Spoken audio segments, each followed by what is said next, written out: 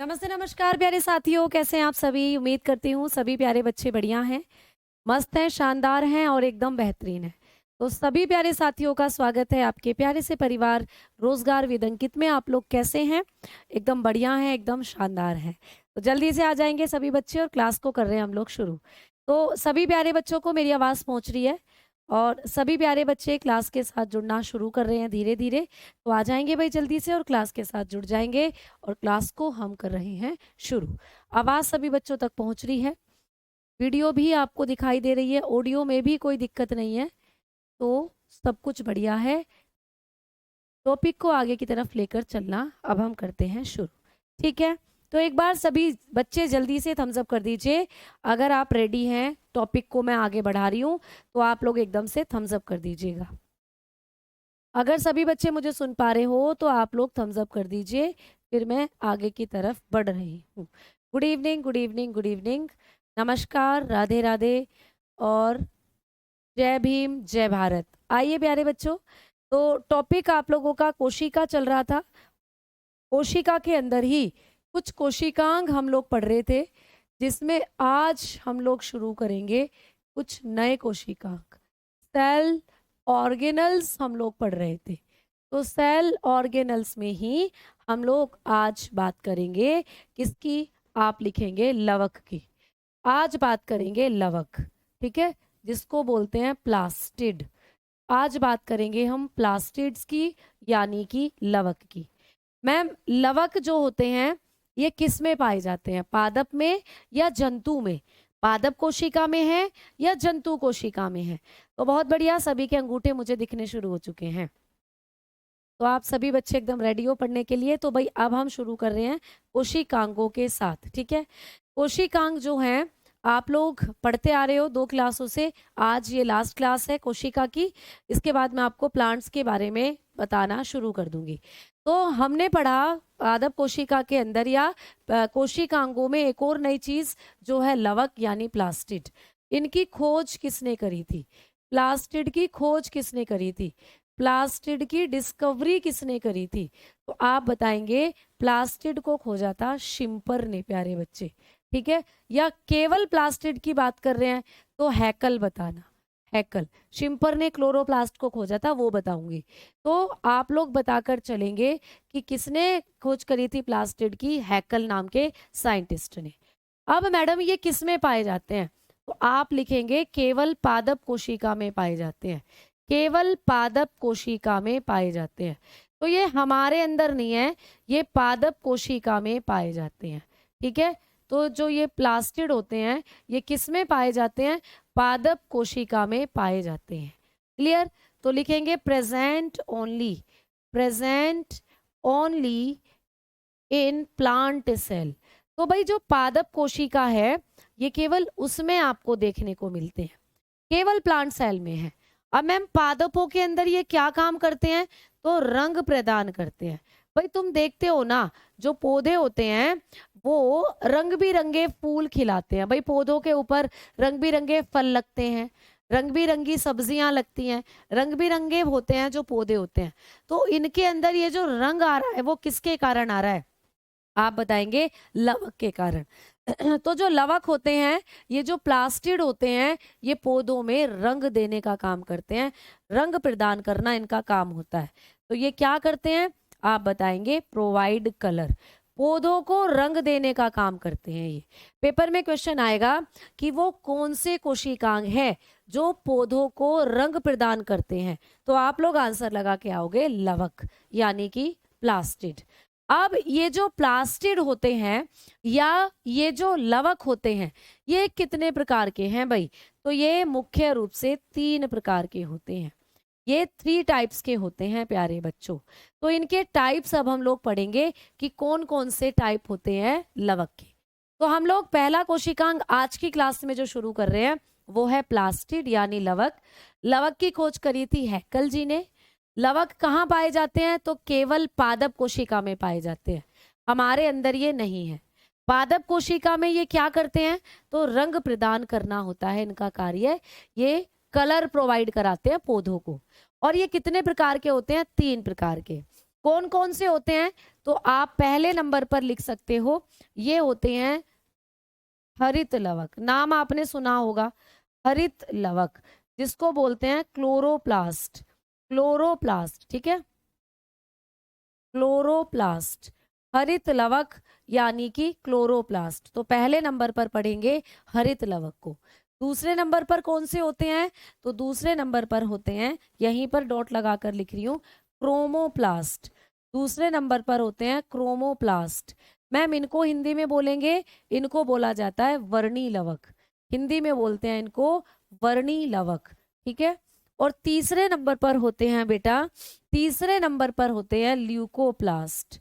Leucoplast, तीसरे number पर हैं ल्यूकोप्लास्ट। ल्यूकोप्लास्ट, ठीक है, या हिंदी में इनको एवर्णी लवक का नाम से बोला जाएगा, तो एवर्णी लवक लिखना, एवर्णी लवक। हिंदी में बोलते हैं इनको एवर्णी लवक। तो ये 3 प्रकार के लवक होते हैं। कौन कौन से होते हैं भाई? सबसे पहले हरित लवक यानी क्लोरोप्लास्ट, दूसरे नंबर पर क्रोमोप्लास्ट यानी वर्णी लवक, और तीसरे नंबर पर है ल्यूकोप्लास्ट यानी कि एवर्णी लवक, ठीक है। चलो एक एक करके इनके बारे में पढ़ते हैं। तो सबसे पहले बात करते हैं हरित लवक के बारे में। प्यारे बच्चों, हरित लवक जो होता है, नाम से ही पता चल रहा है हरित। हरित मतलब ग्रीन, यानी कि जो क्लोरोप्लास्ट होता है, ये पौधों को कैसा रंग देते हैं? तो क्लोरोप्लास्ट जो होते हैं ये पौधों को हरा रंग देते हैं। तो इनका काम क्या होता है? पौधों को हरा रंग देते हैं, हरा रंग प्रदान करते हैं। तो पेपर में आएगा कि कौन से लवक हैं जो पौधों को हरा रंग प्रदान करते हैं, आप बताएंगे हरित लवक। तो सबसे पहले हम हरित लवक के बारे में पढ़ रहे हैं। तो हरित लवक जो होता है ये पौधों को कैसा रंग देता है? हरा रंग देता है, ठीक है। ये पौधों को कैसा रंग देगा? Green colour. तभी तो इसको हम लोग बोलते हैं हरित लवक, मतलब हरित का मतलब हरा रंग देते हैं ये। इनकी खोज किसने करी? तो इनकी खोज करी थी शिम्पर ने। इनकी खोज के बारे में कभी कभी पूछ लेता है। इनकी जो खोज करी थी वो करी थी शिम्पर नाम के साइंटिस्ट ने। किसने प्यारे बच्चे? शिम्पर ने करी थी इनकी खोज, शिम्पर ने, ठीक है। तो अच्छा खासा नाम है शिम्पर। शिम्पर जी ने इनको खोजा था हरित लवक को। हरित लवक पौधों में कैसा रंग देंगे? हरा रंग। ये कहाँ पाए जाते हैं पौधों के अंदर? तो ये पत्तियों में पाए जाते हैं।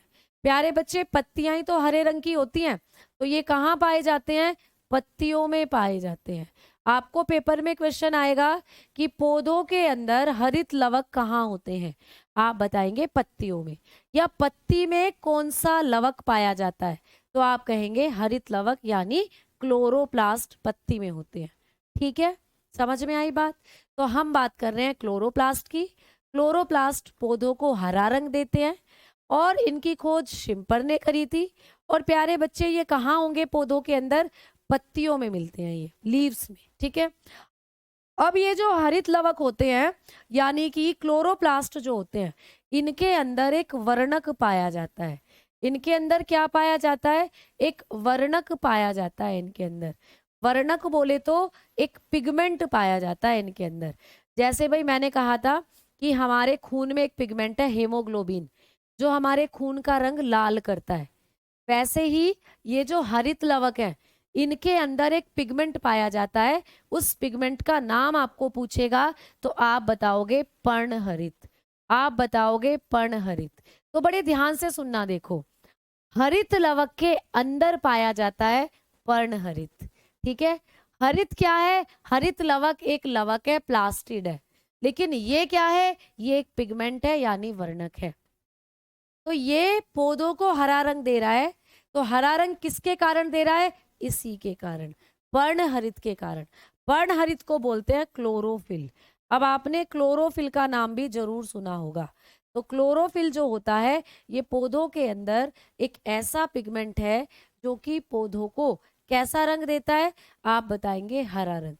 तो ये जो हरित लवक है पौधों को हरा रंग दे रहा है, किसके कारण? इसी के कारण, पर्णहरित के कारण। जैसे मैं कहूं आपके खून का रंग लाल है, किसके कारण लाल है? हेमोग्लोबिन के कारण। तो हेमोग्लोबिन हो गया आपके खून का वर्णक। वैसे पौधों में जो हरा रंग है वो हरा रंग किसके कारण है? इसी के कारण। और ये कहाँ पाया जाता है? इसके अंदर, हरित लवक के अंदर। मान लो ये है हरित लवक, मान लीजिए ये है क्लोरोप्लास्ट, ठीक है, ऐसे करके। और ये जो क्लोरोप्लास्ट है इसी के अंदर आपको देखने को मिलता है पर्णहरित यानी कि क्लोरोफिल। तो क्लोरोप्लास्ट के अंदर होता है क्लोरोफिल। और ये क्लोरोफिल क्या काम करेगा? एक तो हरा रंग देगा ही देगा, दूसरा इसको कहते हैं प्रकाश संश्लेषी वर्णक। ये है पौधों का प्रकाश संश्लेषी वर्णक। यानी पौधे जो होते हैं वो प्रकाश संश्लेषण जब करेंगे इसी के कारण करेंगे, इसको कहते हैं प्रकाश संश्लेषी वर्णक।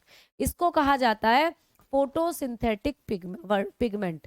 फोटोसिंथेटिक पिगमेंट है ये पौधों का, फोटोसिंथेटिक पिगमेंट है बेटा। समझ में आ गई बात? तो ये पौधे जब अपना खाना बनाते हैं प्रकाश संश्लेषण की क्रिया के द्वारा, तो यही है जो काम करता है सनलाइट को पकड़ने का। कैसे मैडम जी? तो मान लीजिए पौधे कर रहे हैं प्रकाश संश्लेषण, ठीक है, पौधे क्या कर रहे हैं बेटा? प्रकाश संश्लेषण। पौधे कर रहे हैं प्रकाश संश्लेषण, फोटोसिंथेसिस कर रहे हैं पौधे, फोटोसिंथेसिस, ठीक है, पौधे कर रहे हैं फोटोसिंथेसिस। अब पौधों ने क्या करा? पौधों ने ले ली कार्बन डाइऑक्साइड, ठीक है, कार्बन डाइऑक्साइड ले ली पौधों, 6CO2, या सीधा सीधा हम 12 इनके मॉलिक्यूल समझ सकते हैं। प्लस पौधों को चाहिए प्यारे बच्चे क्या? पानी के मॉलिक्यूल, पानी चाहिए भाई।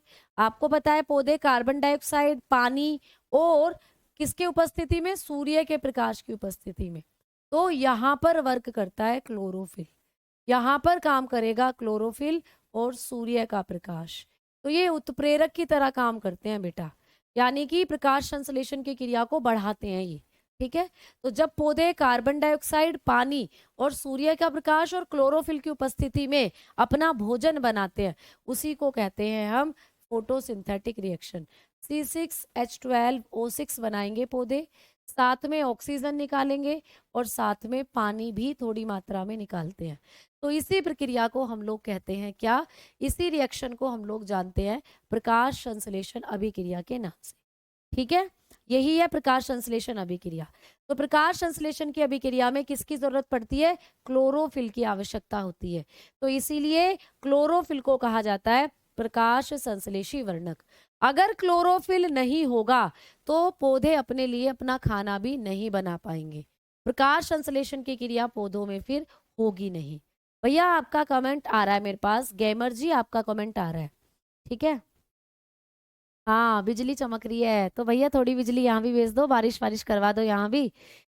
तो बात समझ में आ गई? तो इतना याद रखोगे आप लोग किसके बारे में? हरित लवक के बारे में, ठीक है, यानी कि क्लोरोफिल के बारे में। अब एक चीज और याद रखनी है क्लोरोफिल के बारे में। जो क्लोरोफिल है ना, ये भी प्यारे बच्चे दो झिल्ली का बना होता है, यानी ये भी कैसा है? दोहरी झिल्ली कोशिकांग है। दोहरी झिल्ली पाई जाती है इसके ऊपर भी। जैसे माइटोकॉन्ड्रिया पर दोहरी झिल्ली थी, वैसे इस पर भी दोहरी झिल्ली पाई जाती है। तो ये भी दोहरी झिल्ली का बना है, डबल मेम्ब्रेन है इसके पास भी, डबल मेम्ब्रेन होती है, ठीक है। इसके पास भी क्या होती है? Double membrane.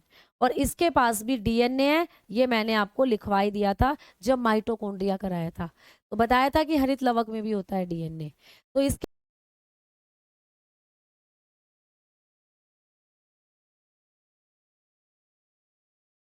अगर मैं आपको क्लोरोप्लास्ट की फोटो दिखाऊं तो ऐसा दिखता है क्लोरोप्लास्ट। तो क्लोरोप्लास्ट जो होगा वो तुम्हें ऐसा दिखेगा, देखो।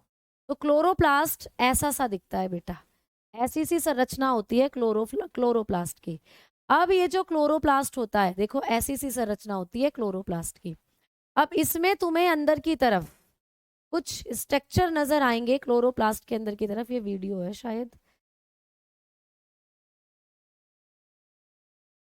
तो ये है प्यारे बच्चे क्लोरोप्लास्ट, ऐसा सा दिखता है आपको क्लोरोप्लास्ट का जो स्ट्रक्चर होता है।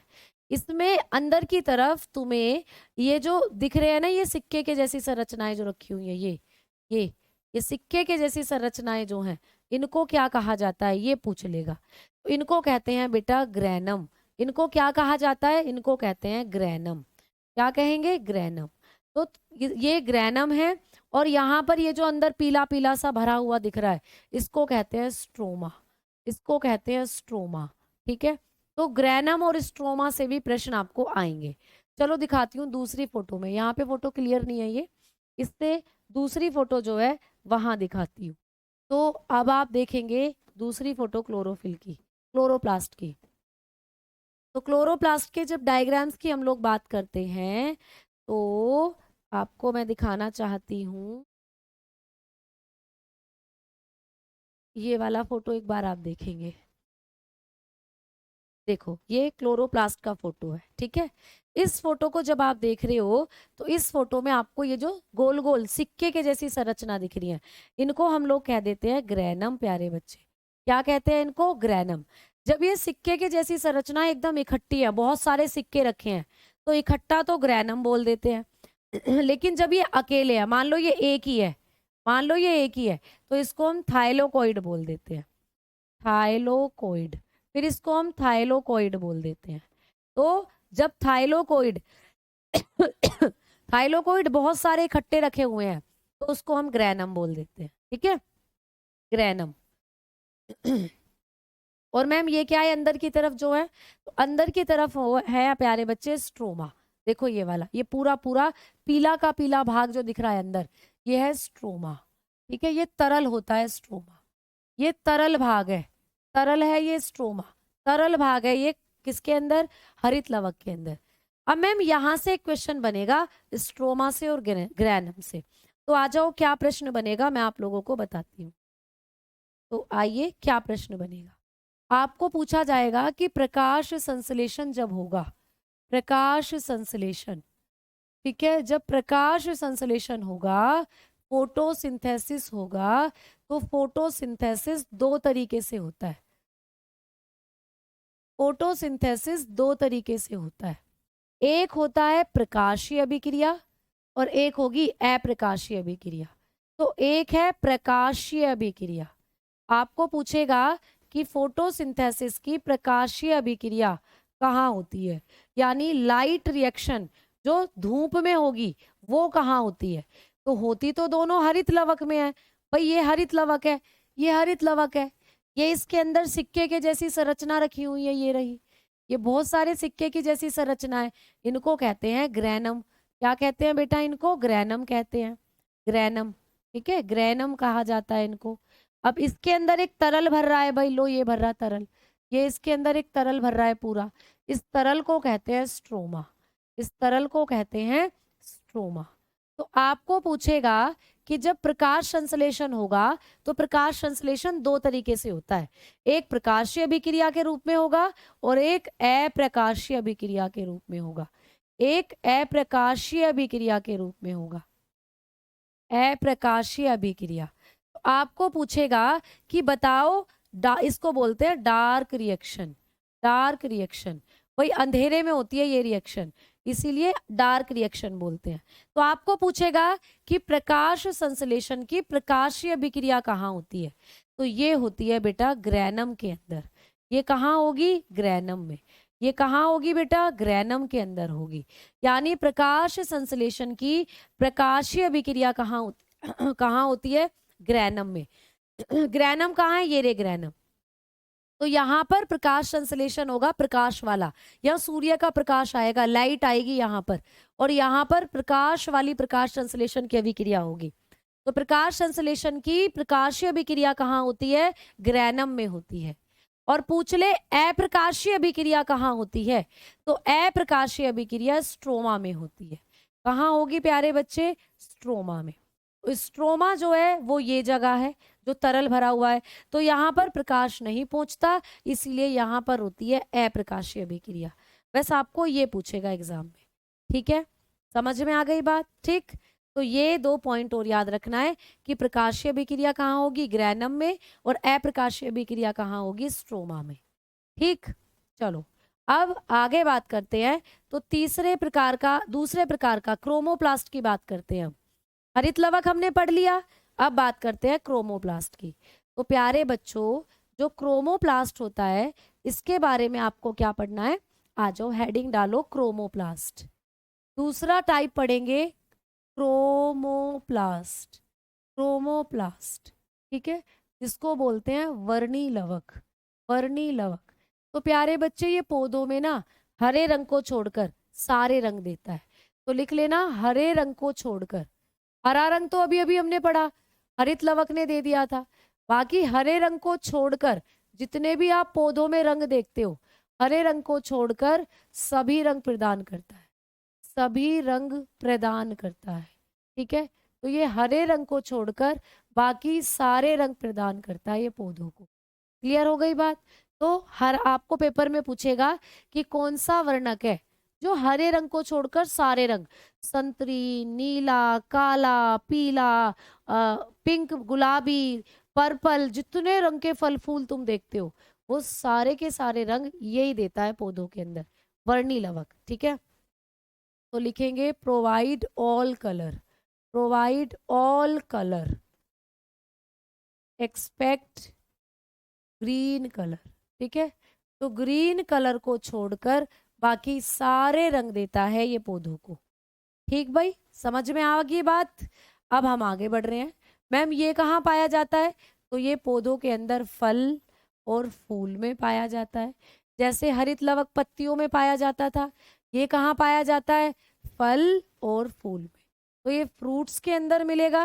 भाई फ्रूट्स ही तो रंग बिरंगे होते हैं, जैसे सेब लाल होता है, हरा होता है, ऐसे केला पीला होता है, आम भी पीला होता है। अलग अलग रंग के फल खाते हो आप और अलग अलग रंग के फूल खिलते हैं। तो ये फल और फ्लावर के अंदर होता है, ठीक है। तो ये कहाँ पाया जाएगा? फ्रूट्स एंड फ्लावर में प्रेजेंट होता है, ठीक है। तो समझ में आ गई बात? ये आपको याद रखना है। अब यहाँ से कुछ चीजें पूछी जाएंगी, जैसे कि आपको पूछ ले कि जो सेब होता है, सेब का लाल रंग किसके कारण होता है?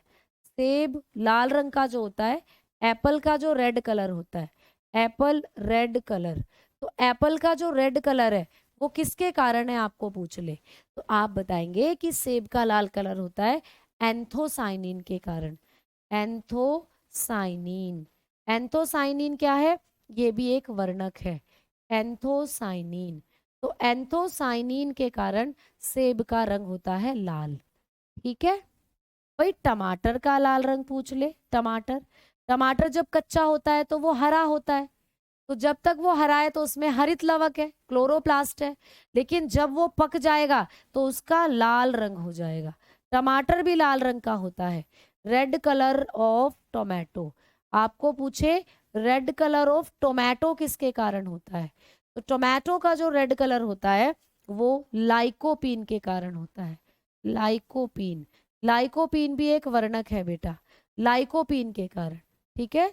तो ऐसे पूछ सकता है आप लोगों को कि टमाटर का लाल रंग किसके कारण होता है, आप कहेंगे लाइकोपीन के कारण, ठीक है। आपको पूछ ले गाजर का नारंगी रंग, गाजर नारंगी रंग की होती है भाई, गाजर का नारंगी रंग, गाजर का नारंगी रंग, गाजर नारंगी रंग की होती है। तो गाजर का जो कैसा कलर है? Orange colour, orange colour, orange colour of carrot. तो ये किसके कारण होता है? कैरोटीनॉइड के कारण। किसके कारण?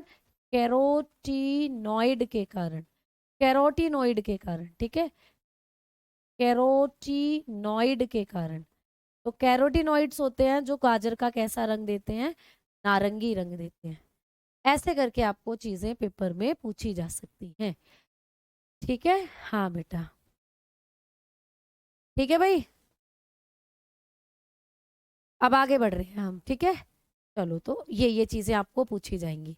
अब तीसरी चीज की बात करेंगे। तीसरा वर्णक कौन सा है? तो तीसरा वर्णक है प्यारे बच्चे, अब हम लोग बात कर कर चलेंगे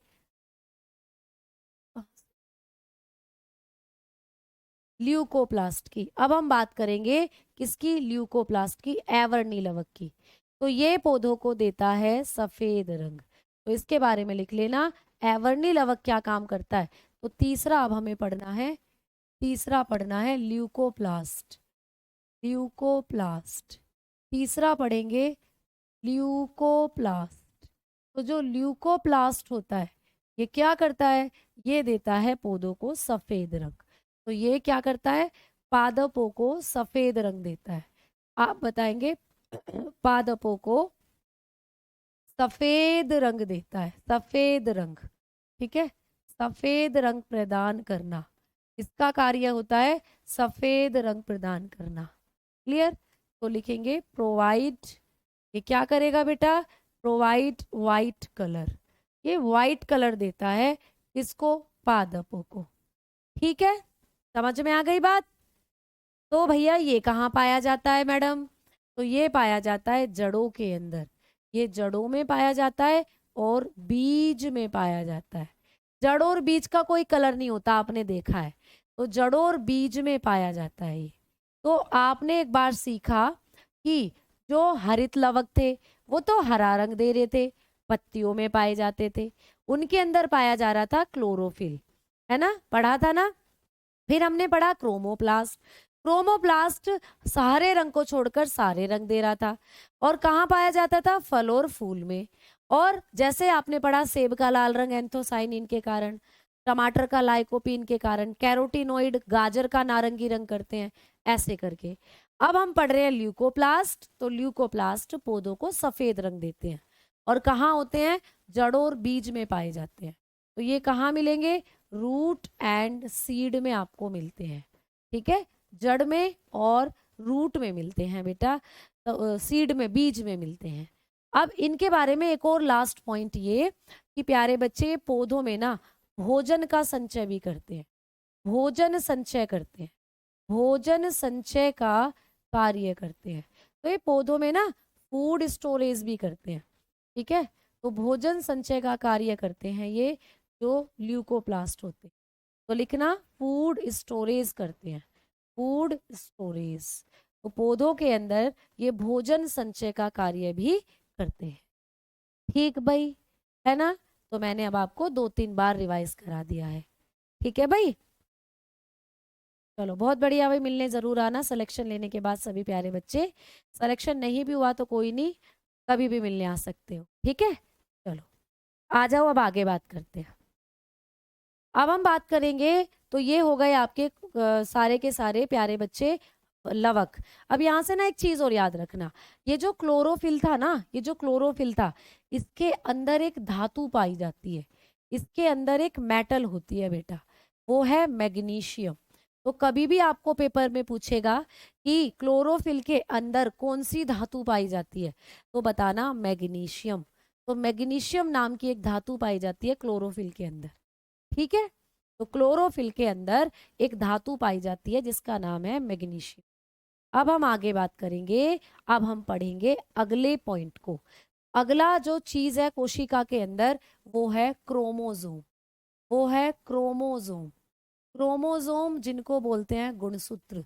तो प्यारे बच्चे अब बात करेंगे लास्ट भाग की, जो है गुणसूत्र। तो गुणसूत्र जो होते हैं इनकी खोज किसने करी थी? तो गुणसूत्र की खोज या डिस्कवरी करी थी वॉल्डेयर ने। किसने प्यारे बच्चे? तो बताएंगे वॉल्डर नाम के साइंटिस्ट। ठीक है, वॉल्डेयर या वॉल्डर इनको बोल देते हैं, इन्होंने गुणसूत्र को खोजा था, वॉल्डर या वॉल्डेयर।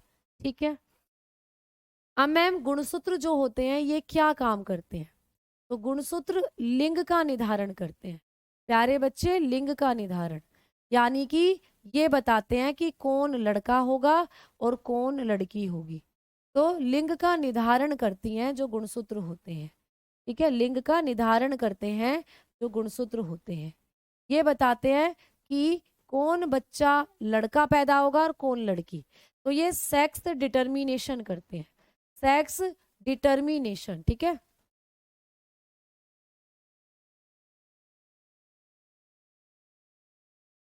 तो ये करते हैं सेक्स डिटर्मिनेशन, जो आपको पूछा जा सकता है एग्जाम में कि सेक्स डिटर्मिनेशन कौन करते हैं, तो आप बताओगे गुणसूत्र। ठीक, अब मैम कैसे करते हैं, या अगर हम बात करें तो मानव जो होता है हमारे शरीर में कितने गुणसूत्र होते हैं? ह्यूमन के शरीर में कितने गुणसूत्र होते हैं? आप कहोगे हमारे शरीर में जो कुल गुणसूत्र हैं, टोटल संख्या जो है गुणसूत्रों की, तो हमारे शरीर में जो कुल गुणसूत्र हैं बेटा, उनकी संख्या कितनी है? टोटल क्रोमोसोम कितने हैं हमारे शरीर में? तो हम कहेंगे हमारे शरीर में टोटल क्रोमोसोम है 46। कितने हैं भाई? 46। हमारे शरीर की हर कोशिका में 46 गुणसूत्र हैं। टोटल गुणसूत्र कितने हैं हर कोशिका में? 46 हैं। अगर मैम 46 के जोड़े बना दिए जाएं तो जोड़े कितने हैं? अगर आपको पूछ ले कि गुणसूत्रों के जोड़े कितने हैं, कितने पेयर हैं, तो मुझे जल्दी से सभी बच्चे बताना जरा। अगर आप 46 के जोड़े बनाओ तो कितने जोड़े बैठेंगे? अगर आप 46 को दो दो के पेयर में बांट दो तो कितने जोड़े बनेंगे? जल्दी बताओ। अगर हमारे शरीर में कुल गुणसूत्र 46 हैं तो अगर इनके जोड़े बनाने बैठूं तो कितने जोड़े बनेंगे? आप कहोगे मैम 23 बनेंगे।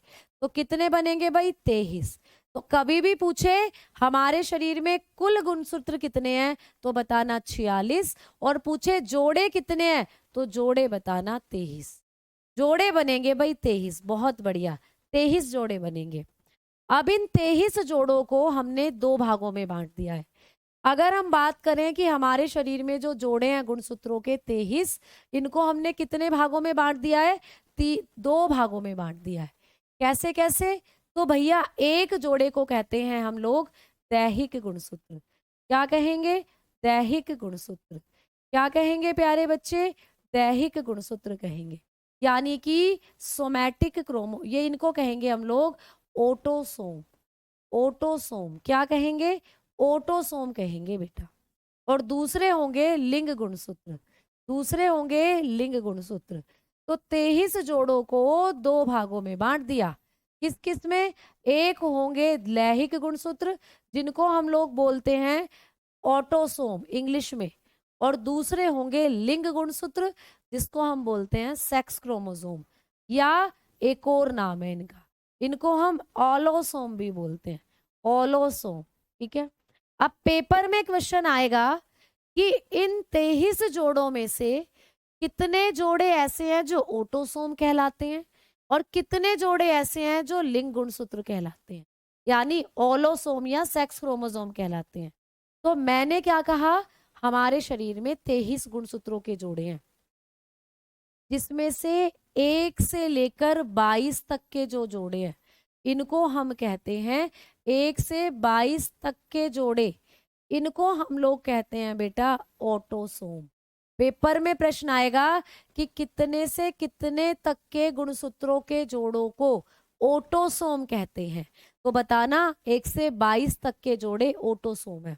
फॉर एग्जाम्पल, ये पहला जोड़ा है, ये दूसरा, ये तीसरा, चौथा, पांचवा, छठा, सातवां, आठवां, 9, 10, 11, 12, 13, 14, 15, 16, 17, 18, 19, 20, 21, 22। मान लो ये है गुणसूत्रों के जोड़े आपके शरीर में।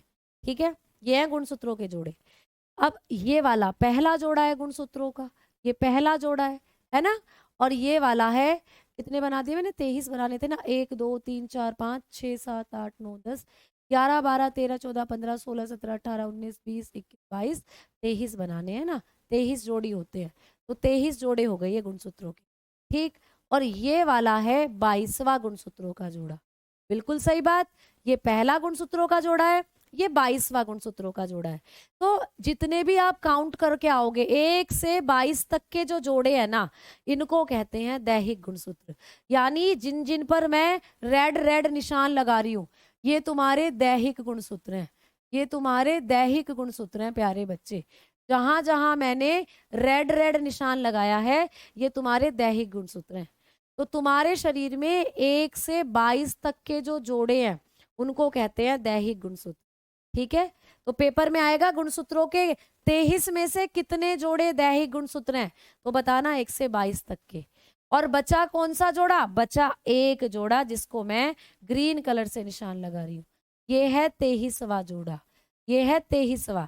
तो केवल 23वें जोड़े को कहते हैं ओलोसोम। केवल 23वां जोड़ा जो होगा उसको कहा जाता है allosome. Only 23rd pair, only 23rd pair को कहते हैं ओलोसोम या लिंग गुणसूत्र। क्यों कहते हैं 23वें जोड़े को लिंग गुणसूत्र, और क्यों कहते हैं इनको 1 से 22 तक के जोड़ों को हम ओटोसोम? तो प्यारे बच्चे, आप अगर किसी की भी बात करें, मान लीजिए कोई लड़का है ना, कोई लड़का है, अगर उसके शरीर में मैं 1 से 23 गुणसूत्रों के जोड़ 1 से 22 गुणसूत्रों के जोड़ों को देखूं तो मुझे एक्स एक्स ही दिखाई देंगे। अगर मान लो कोई गर्ल है, कोई लड़की है, उसके शरीर में मैं देखूं 1 से 22 तक के गुणसूत्रों के जोड़े, तो मुझे उसके शरीर में भी ये एक्स एक्स नजर आएंगे। यानी 1 से 22 तक के गुणसूत्रों के जोड़े, चाहे लड़की हो चाहे लड़का, दोनों के शरीर में समान है। जितने भी लड़के क्लास देख रहे हैं उनके शरीर में भी 1 से 22 तक के जोड़े एक जैसे हैं, एक्स एक्स ही हैं। और जितनी लड़की क्लास देख रही है उनके शरीर में भी 1 से 22 तक के जोड़े एक्स एक्स है। यानी ये लड़का और लड़की में समान होते हैं बेटा, ये लड़का और लड़की में क्या होंगे, सेम होंगे। इसीलिए इनको कहते हैं दैहिक गुणसूत्र। ये लड़का और लड़की में समान होंगे। फिर मैम कैसे पता चलेगा कि कौन लड़का है कौन लड़की? तो ये बात बताएगा 23वां जोड़ा। 23वां जोड़ा लड़कों में अलग हो जाता है और लड़कियों में अलग हो जाता है। अगर हम 23वां जोड़ा, अगर मैं किसी लड़के का 23वां जोड़ा देखूंगी, अगर मैं किसी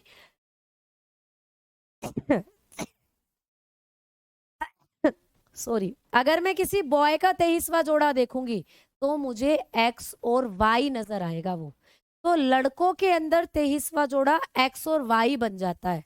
और अगर लड़की की बात की जाए तो गर्ल के अंदर ये 23वां जोड़ा एक्स एक्स ही रहता है।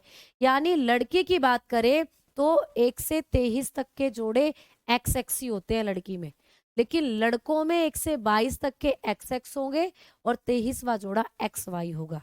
तो जिसका 23वां जोड़ा एक्स वाई बन जाता है वो फिर लड़के पैदा होते हैं। ठीक है, वो फिर लड़के पैदा होते हैं। समझ में आ गई ये बात? ठीक है, तो ये कहानी होती है। इसीलिए इसको कहते हैं लिंग गुणसूत्र, इसीलिए 23वें जोड़े को कहते हैं लिंग गुण, क्योंकि यही करता है लिंग का निर्धारण। क्योंकि यही लड़कों के अंदर एक्स वाई बन जाएगा तो पहचान हो जाएगी ये लड़का है, और लड़की में ये एक्स एक्स ही रह जाएगा तो पहचान हो जाएगी लड़की है। ठीक है, समझ में आ गई बात? तो ये गुणसूत्रों के बारे में आपको पढ़ना था, ऐसे करके आपको गुणसूत्र पढ़ने थे। ठीक, अब एक और लास्ट पार्ट जो आपको मुझे पढ़ाना है कोशिका के अंदर, वो है प्यारे बच्चे, आप पढ़ेंगे वैक्यूल। तो एक और लास्ट पार्ट जो कोशिका में पढ़ेंगे, वैक्यूल, रिक्तिका जिसको बोलते हैं, रिक्तिका। ये क्या है भाई? तो रिक्तिका कोशिका के अंदर खाली स्थान होता है। तो क्या है ये? कोशिका के अंदर खाली स्थान, कोशिका में खाली स्थान, कोशिका के अंदर ये खाली स्थान है। ठीक है, कोशिका के अंदर खाली स्थान, एम्प्टी स्पेस है बेटा, एम्प्टी स्पेस इन सेल। तो कोशिका के अंदर खाली जगह जो होती है उसी को कहते हैं रिक्तिका। अब इस खाली जगह में क्या होता है? इस खाली जगह के अंदर क्या भरा रहता है? एक रस भरा रहता है, रस भरा रहता है। इस खाली जगह में एक रस भरा रहता है। ठीक है, जिसे कोशा रस कहते हैं। जिसे क्या कहते हैं बेटा? कोशा रस कहते हैं, जिसे कोशा रस कहते हैं। तो ये भी आपको पूछा जाएगा कि कोशिका के अंदर एक खाली जगह है जिसमें एक तरल भरा रहता है, उस तरल को क्या कहते हैं? कोशा रस कहते हैं। तो यहाँ पर a fluid filled here, a fluid filled here, यहाँ पर एक फ्लूइड भरा रहता है। ठीक है, it is known as, it is known as, जिसे हम क्या कहते हैं? It is known as cell sap. इसको किस नाम से जानेंगे? सेल सैप के नाम से जानते हैं। इसे कहते हैं सेल सैप यानी कोशा रस। ठीक है, ये क्या करता है वैक्यूल? ये क्या करता है? तो कोशिका का स्फीति दाब बनाता है, कोशिका का स्फीति दाब बनाता है। ठीक है, स्फीति दाब बनाता है, ये कोशिका का स्फीति दाब बनाता है। पेपर में सीधा सीधा क्वेश्चन आएगा कि कोशिका का स्फीति दाब बनाने वाला कोशिकांग कौन सा है? आप बताओगे वैक्यूल। तो लिखोगे बैलेंस टर्गिडिटी, बैलेंस टर्गिडिटी ऑफ सेल, तो ये सेल की टर्गिडिटी बनाता है, टर्गिडिटी प्रेशर। ठीक है, ये क्या होता है? टर्गिडिटी प्रेशर क्या होता है? स्फीति दाब क्या होता है मैडम?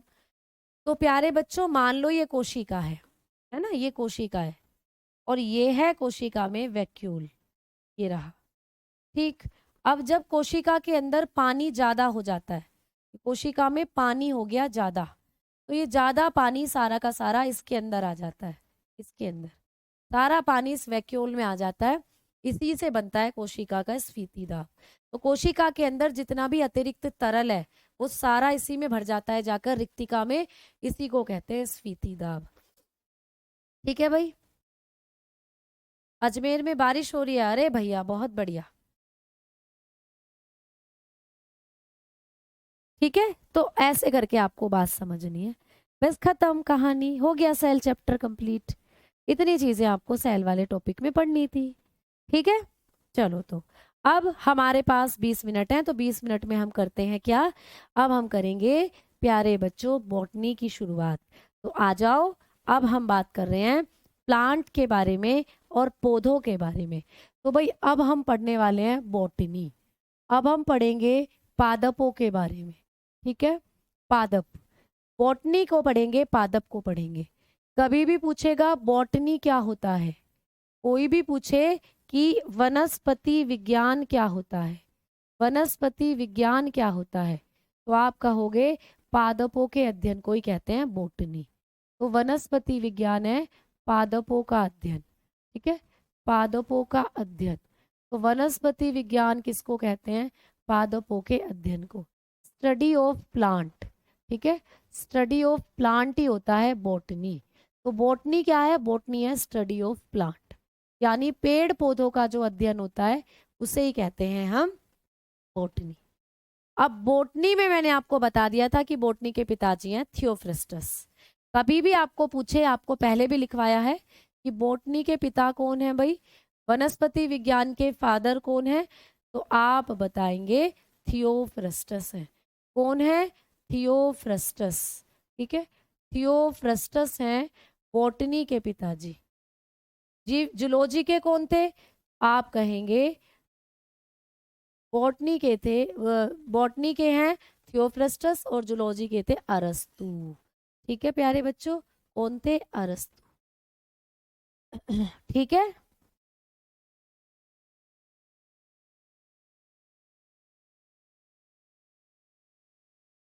ठीक, चलो बहुत बढ़िया। अमन जी, आपको आपको जन्मदिन की बहुत सारी शुभकामनाएं।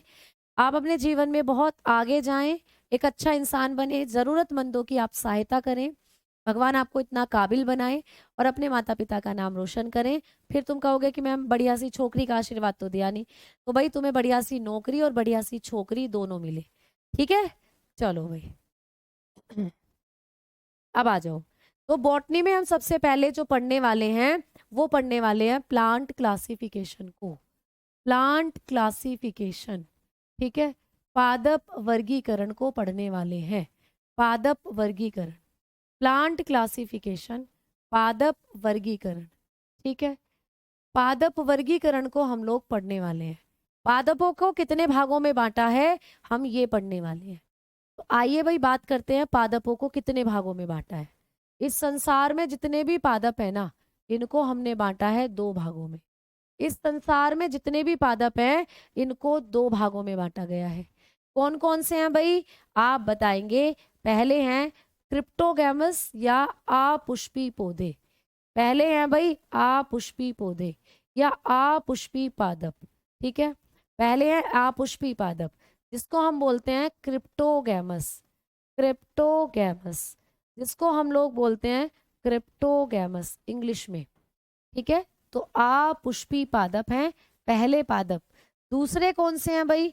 तो दूसरे हैं पुष्पी पादप, दूसरे हैं पुष्पी पादप प्यारे बच्चे, पुष्पी पादप, यानी कि इनको कहते हैं फिनेरोगैमस, फिनेरोगैमस इनको कहा जाता है फिनेरोगैमस। ठीक है, तो इस संसार में जितने भी पादप हैं उनको 2 भागों में बांटा गया है। क्या है भाई? कौन कौन से हैं? एक है फिनेरोगैमस और एक है क्रिप्टोगैमस। ठीक है, तो 2 क्वेश्चन के लिए इतनी मेहनत, बिल्कुल। नंबर मेहनत तो प्यारे बच्चे एक एक क्वेश्चन की है, पॉइंटों से बच्चे बैरिट में रह जाते हैं, उनके जी से पूछो। ठीक, आओ आगे बात करते हैं अब हम। अब मैंने आपको क्या कहा था कि आपका सिलेबस इस वीक में खत्म कर दूंगी मैं। इस वीक में सिलेबस इसलिए खत्म नहीं हो पा रहा प्यारे बच्चे, थोड़ा सा पानी पी लो, रुक जाओ।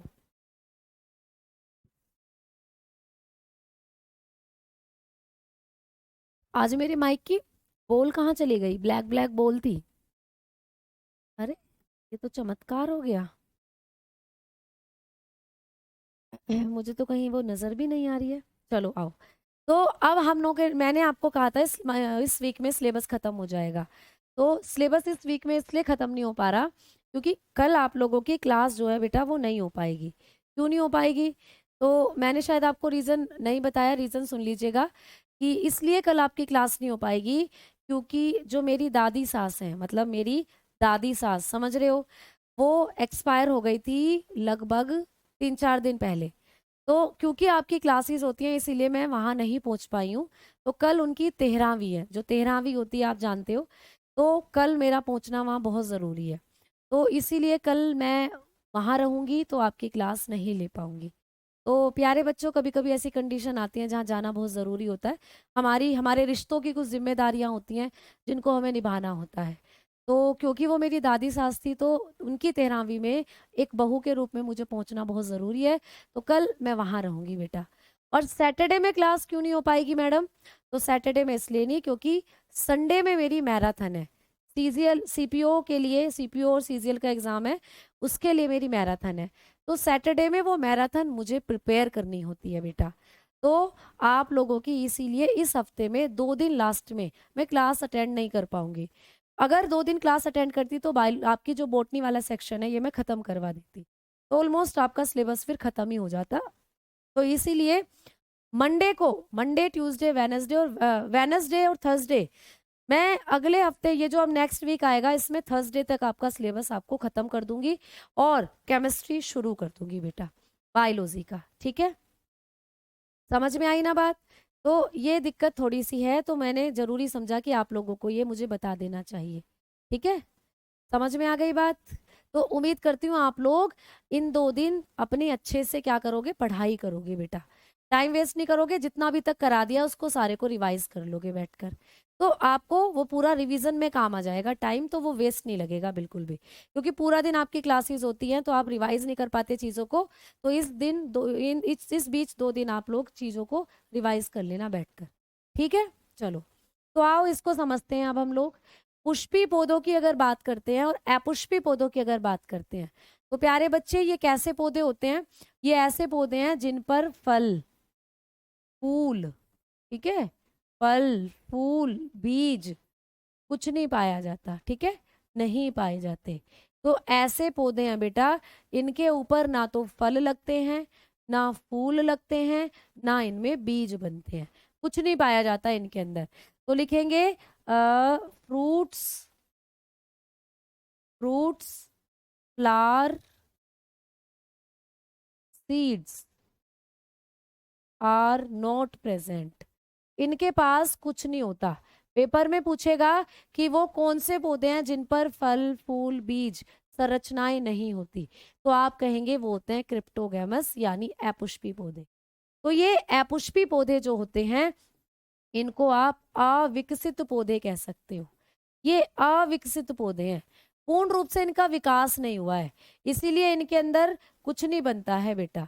ये अनडिवेलप्ड प्लांट है, अनडिवेलप्ड प्लांट हैं। इनमें क्या नहीं बना प्यारे बच्चे? फल, फूल, बीज कुछ भी नहीं देखने को मिलता तुम लोगों को। ठीक है, समझ में आई बात? अगर हम इनकी बात करते हैं पुष्पी पौधों की, तो देखो नाम से पता चल रहा है, पुष्पी पौधे, मतलब इन पर फल भी बनेगा, पुष्प भी बनेगा और बीज भी बनेगा। इनके बारे में बात करें तो भाई फल, फल भी बनेगा, फूल भी बनेगा और बीज पाए जाते हैं। तो ये ऐसे पौधे हैं जिन पर सारी संरचनाएं पाई जाती हैं। ठीक है, तो फल, फूल, बीज पाए जाते हैं। तो लिख सकते हो, मैं सीधा सीधा लिख रही हूँ, फ्लावर, पहले तो फ्रूट है, fruits, flower, and seed are present. इनके पास आपको मिलते हैं ये सारी चीजें, ठीक है। और ये विकसित पौधों की कैटेगरी में आते हैं, ठीक है। ये विकसित है बेटा, क्योंकि इन पे तो सारी चीजें आपको मिल रही हैं। इनको कहते हैं, इनको हम विकसित पादप कहते हैं। इनको हम कैसे पौधे कहते हैं? ये विकसित पादप है, यानी डेवलप्ड प्लांट है। ये डेवलप्ड प्लांट है बेटा, ये हैं डेवलप्ड प्लांट। ये विकसित हैं, पूर्ण रूप से विकसित हैं, ठीक है बेटा, समझ में आई?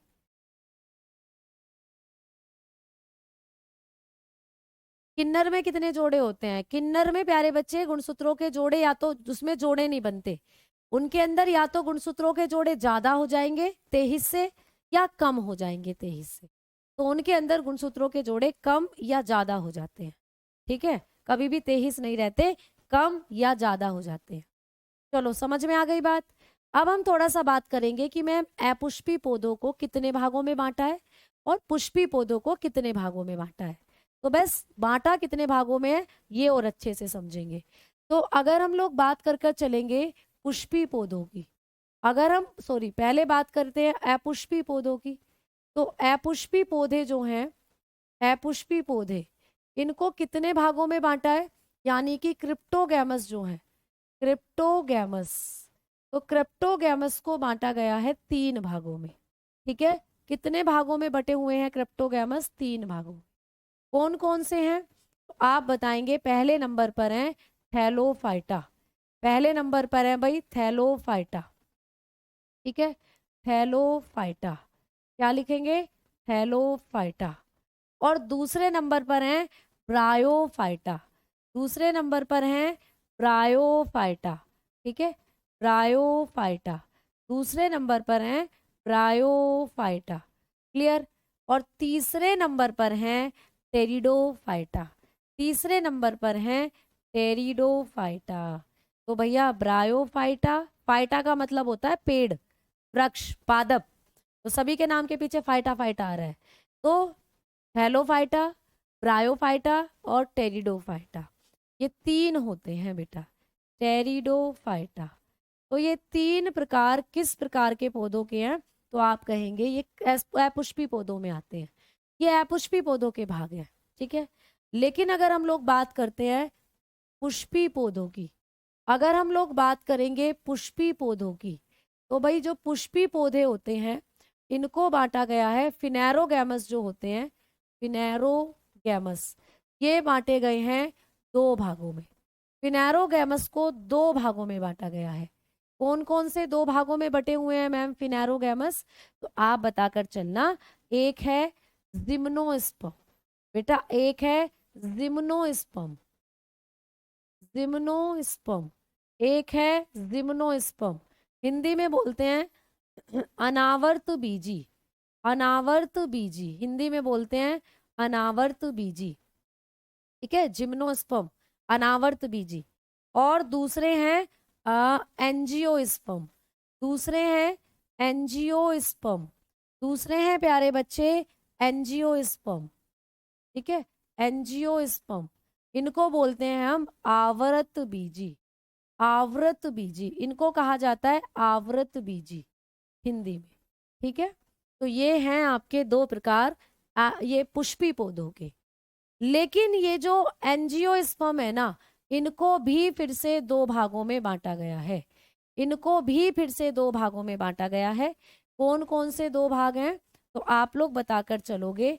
एक है प्यारे बच्चे मोनोकोट और एक है डाइकोट, यानी एक बीज पत्री, एक बीज पत्री, ठीक है, यानी मोनोकोट, मोनोकोट। और दूसरे हैं द्विबीजपत्री, दूसरे हैं द्विबीजपत्री, द्विबीजपत्री, यानी कि डाइकोट। तो ये है पूरा प्लांट क्लासिफिकेशन का चार्ट, ये है पूरा पादप वर्गीकरण का चार्ट।